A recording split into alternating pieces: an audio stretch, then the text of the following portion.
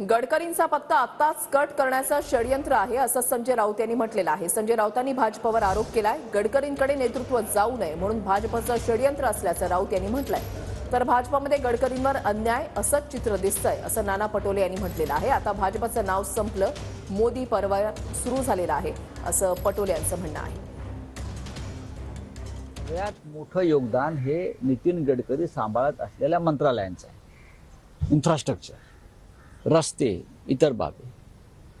अशा व्यक्तीला भविष्यामध्ये दिल्लीमध्ये जर पुन्हा संधी मिळाली तर 2024 साली भारतीय जनता पक्षाला अजिबात बहुमत मिळण्याची शक्यता नाही।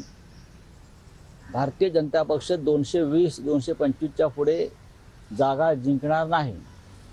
अशा वेळेला सर्वमान्य उमेदवार म्हणून जर गडकरींचं नाव कोणी पुढे केलं त्यावेळेला नितीन गडकरी हे दिल्लीत असू नयेत म्हणून गडकरींचा पत्ता आताच कट करण्याचा हे षडयंत्र आहे।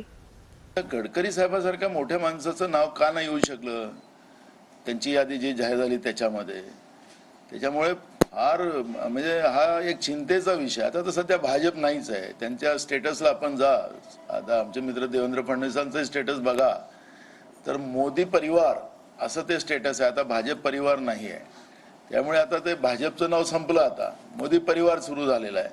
त्यामुळे गडकरींवर अन्याय होत आहे असं चित्र पाहायला जात आहे। एवढ्या मोठ्या नेत्यांचं नाव पहिल्या यादीत येऊ नये ही गंभीर बाब आहे। आमच्याजवळ एकदम चांगले चेहरे आहेत, निवडून येणारे चेहरे आहेत आणि यावेळेस ती जागा काँग्रेस पक्ष जिंकेल।